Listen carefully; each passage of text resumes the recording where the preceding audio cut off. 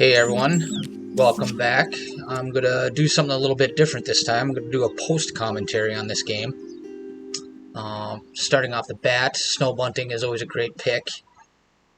Obviously here we're looking at the blue-gray gnatcatcher with the hummingbird. I'm thinking hummingbird, bunting in the wetlands, and the gnatcatcher obviously in the forest, keeping food web expert for that extra 2 points on the gnatcatcher. And in the tray, we've got the two big eagles. I think that's the first time I've ever seen that. So we're going second here, so I'm expecting my opponent to grab Benelli's. And then I'm going to subsequently take Eastern Imperial Eagle. It's kind of a no-brainer first couple of turns. The round goals are all egg-based, so it's going to be a very heavy game, or very egg-heavy game there, I'm trying to say. So coming up here, my opponent plays the red start. Good forest start for them. We're going to match them with the gnatcatcher. And we're just looking to accelerate our food production into our bunting and hummingbird into the wetlands. We'll draw some cards with the plan of getting the Imperial Eagle down eventually with the dud cards that we end up drawing.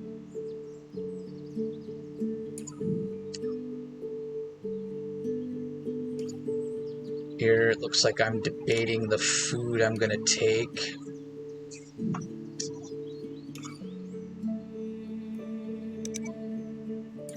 Not really sure what I'm looking at here. Bird feeder is not ideal, but it doesn't really matter for the hummingbird. And I'm going to get the worm from the gnatcatcher anyway. My opponent gained food. Looks like I'm going to drop that bunting. And it's kind of nice to get this bunting down as soon as possible, because I know that Benelli is coming eventually. So it's in position to get that extra tuck. Although at this point, I don't want to tuck any of the cards I have in my hand, so I'm going to want to get that hummingbird down and draw some cards and start working on having that bunting fuel and the Eastern Imperial Eagle fuel.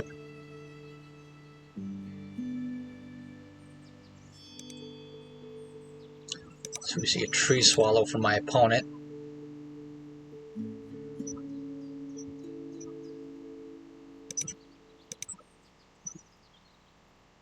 This hummingbird should go down next, using the rat. And then we're going to try to pressure this round goal. Could lay eggs once. And I believe my opponent is going to play a second wetland bird here. They're laying eggs in preparation for their second wetland bird. So now we have our eggs. We're going to do it. Backing off. I'm going to draw cards instead. Checking out my opponent. Probably looking at their ability to win the round goal here. They can hold 4 eggs. I can hold 4 eggs.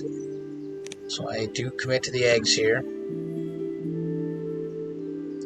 And I know if I want to tie the round goal now, I have to lay eggs again. Not really a great thing to do like that, to lay eggs twice in round 1 without having some type of established 1 or 2 birds in the grasslands, because that's an inefficient action. But it's kind of necessary to tie this round goal here.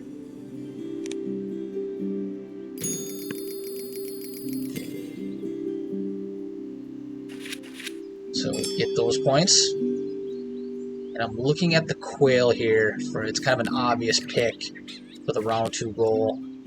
Seeing when I get off the top first, the grebe is great. So I'm going to want to get that down. Grabbing the quail as well. Then I can get the grebe down, I can get the quail down, draw a bunch of cards, and then the excess cards I can use to play the Eastern Imperial Eagle and then lay eggs and try to get as many as I can for the round goal here. So far my opponent isn't showing any grassland birds, so may be able to get away with a minimal investment to get the maximum points for this round goal.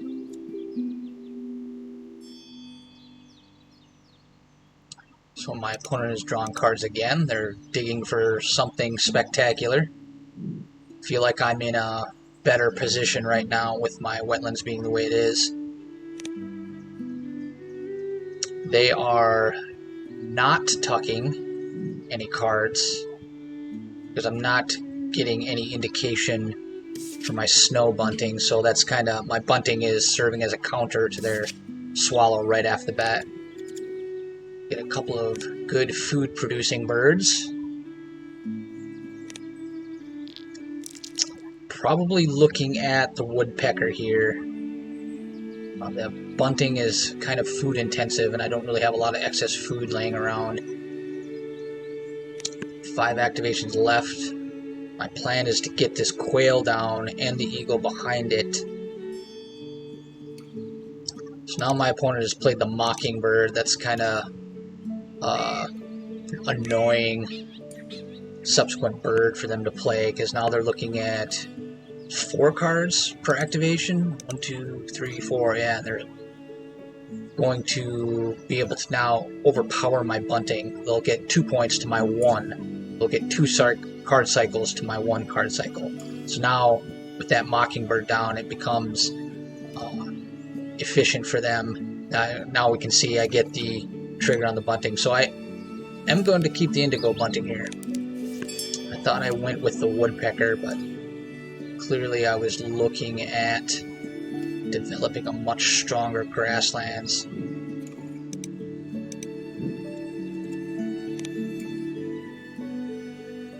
And that makes sense. I mean, the indigo bunting is a good grassland bird.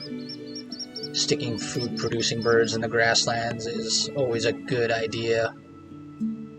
And I could, if the bird feeder is in the right position, I could scoop up the worm, wheat, and cherry. I just need a wheat and a cherry in the bird feeder, and I can get all the food I need for the bunting. But hooded warbler is looking pretty good here with food web experts. Pretty big bomb. Actually, I think I might end up tucking the bunting under the bunting here. Can't remember for certain, but yeah, this is always a challenging position to be in when you have snow bunting. When you have not that many cards in hand, but they're all good. You don't want to get rid of anything, so it's a real dilemma. And if your opponent is pressuring your hand like that, the whole point of having the snow bunting out there is to counteract your opponent's tucking strategies. So if you can't tuck, what's the point? So here, I think, here's a big decision. So that was a mistake, I believe, in retrospect. I think I forgot about food web expert there in that moment. I probably should have skipped, or at the very least, tucked indigo bunting there. And now we're drawing cards to get the fuel we need for our Imperial Eagle.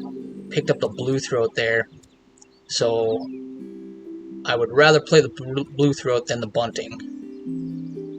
It's a much stronger bird. It's worth more points.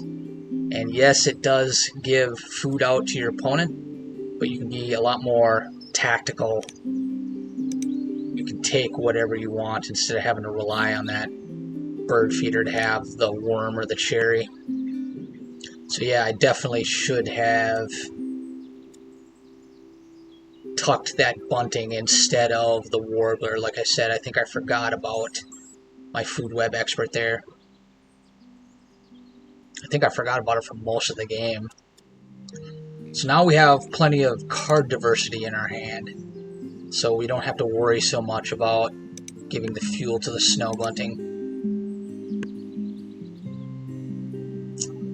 Yeah, Kingbird, kind of an obvious tuck there.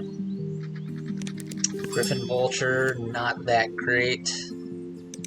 It's got synergy with my Eastern Imperial, but it's not going to be worth a whole lot.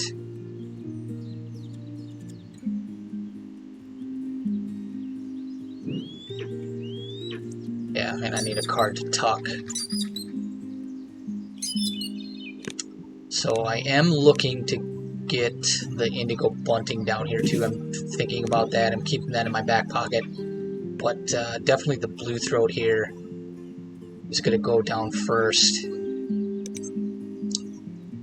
That's what I think now anyway. Like if I were playing this game now, I'm like, oh, I'm going to play the blue throat first. I don't remember everything that happened in this game, but I think I end up playing the blue throat and not the bunting by the end of the game. Because both birds cost 3 food, and they're both expensive. And I think I just run out of time to effectively just gather the food and get these birds down. So there we see a raven from my opponent at the end of round 2, so that's a scary prospect. And I know they have Benellis in hand. Now I really need to start trying to accelerate some type of point scoring. And I lay my eggs here to win the round goal uncontested. So that's a good return on points for us.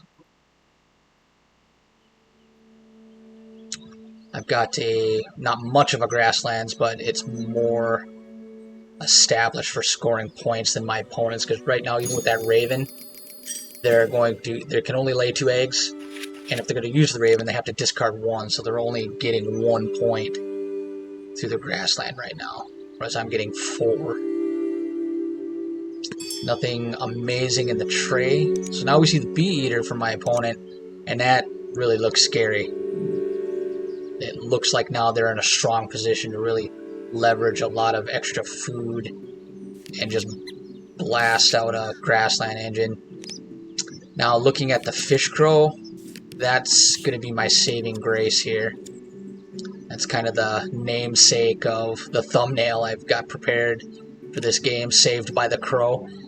It's still 2 food, but it's flexible, and it's going to help me leverage into some of these more expensive 3 food cost birds I have stacked up on my hand. Food production is my real weakness at this point. So that getting that crow was really like a pivotal turning moment in this match, especially in the face of my opponent's raven bee eater, which is just scary. Round goal is sets of 3 eggs, so we're both going to be trying to lay as many eggs as we can here. But really, I need to be worried about food. And I'm grabbing the fish in the other, so I can throw down this fish crow. I took the cherry in preparation for my blue throat, so I'm going to use the fish and the worm on the crow here. And then it'll only take me 2 turns to get the food I need for the blue throat. And handing out the extra food is going to be a benefit to my opponent, but it's not as devastating because they're already getting 3 food total, but they're already getting exactly what they want or need from their raven. So the negative implications of handing them food with my blue throat is less severe, but it's still something that you got to be concerned about. Because if you give them all the food they need, they can just not activate their raven and save that egg. So now we got the crow down. And we're really just concerned about a straightforward strategy here. Lay eggs, get food off the crow, and get that blue throat down. Lay more eggs, get more food off the blue throat and the crow. Get down that flycatcher into column 5. So that's where, if I had tucked the indigo bunting earlier, hindsight is 20/20, but if I had tucked that indigo bunting earlier and kept that warbler, that 7-point warbler, it would have served me just not only superior points, but I'm not going to even have room to play the bunting here. And I'm not going to play it into my forest as a point bomb. It's just going to be a 4-point play, whereas that warbler would have been a 8-point play net. And that would have been superior to even running my grasslands for egg points. So we see a Cassin's Finch from our opponent. Bonus card birds are never... that's like just exactly what you want when you're playing Raven. Big fat birds, bonus card birds. Just keep getting more and more birds down on the table. You're getting the food from the Raven. And it's just kind of, that's the snowball effect of the Raven.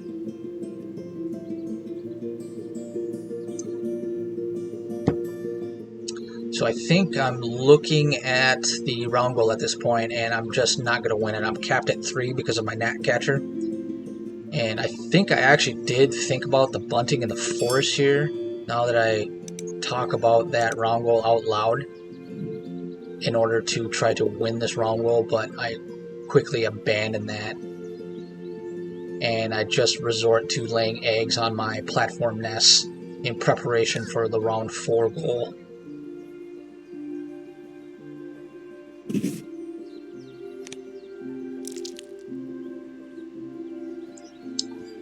So now we're securing the final piece of food for the blue throat.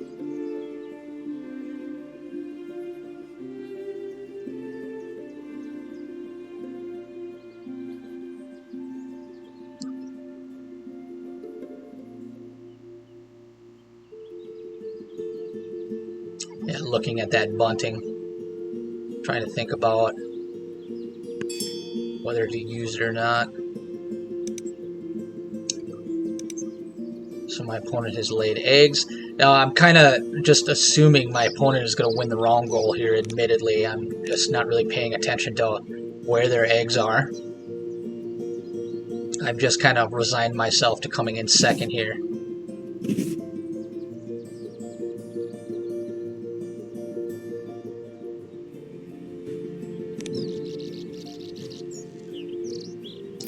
And then I'm surprised here when we actually tie and I don't come in second. So I'm going to jump over to my opponent's board here. Try to figure out, like, they could have won that round goal, but they opted to get their food instead in preparation for their next play. So I don't know if that was a misplay. We'll see what they end up doing here on their next turn. But they gave up a couple points there. They've got quite a bit of food on deck, 5 wheat. So it's not like they were really strapped for food. Picking up the cherry, I believe, for the flycatcher. And yeah, this is just a pretty straightforward game to the end here. Just lay eggs, get the food that I need, play my bombs, rinse and repeat.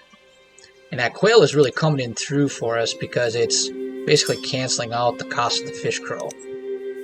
So we see a house sparrow from our opponent, and they're really going to make use of that, all that extra wheat, and that might be why my opponent gained food there, just to continue to stockpile on wheat. And ravens pair really well with those type of birds that discard food at the end of the round in order to tuck, because you get to a certain point in the game with a raven where they become less useful for their ability, so you stop using it. But with those teal-powered tucking birds, you can just keep using your raven and just stockpiling that food and get even more points out of that, which is pretty great. Anything that ravens are so powerful to begin with, but any other birds that accentuate that power and allow you to leverage that power for a longer period of time is just even more devastating. It's always a good strategy to make your best cards better.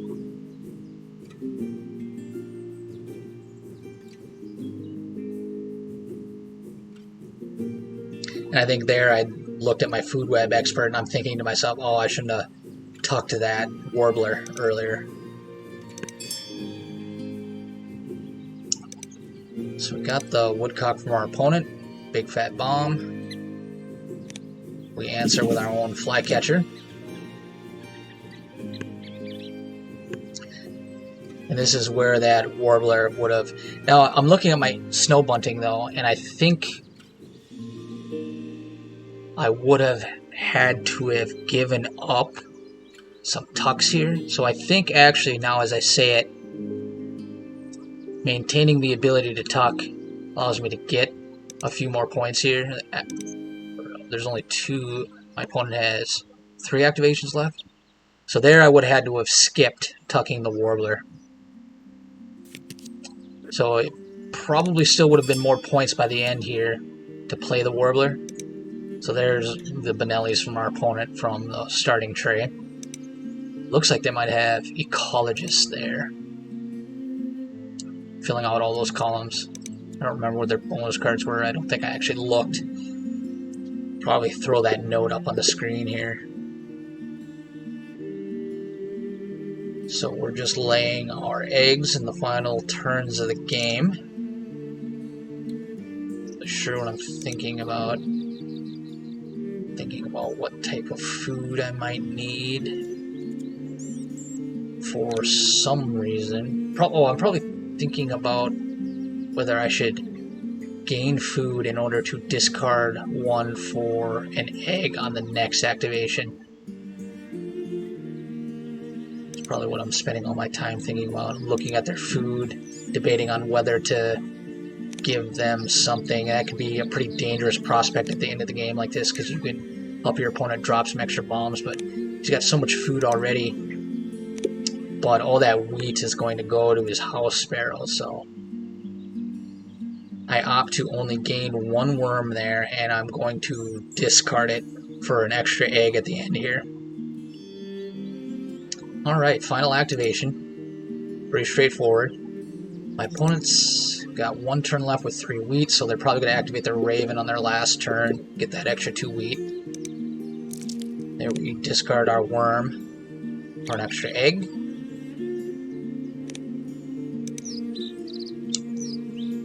Skipping all the food powers. And we come out almost perfectly on our egg distribution. And we got a card in hand for the bunting, in case they were to drop like Goshawk or something like that, get some tuck at the end. So yeah, it's looking pretty even at this point. I think I am feeling like I have a chance to win here. Raven Beater is always kind of scary, but thankfully we were able to match their Benelli with the Eastern Imperial Eagle right out of the tray there. So we're slightly behind on bird points, behind on bonus cards, come back on end of Rongles a little bit. I think we did better on eggs. Yep, quite a bit on eggs. And our tucked cards, and we barely squeaked it out, 92 to 90.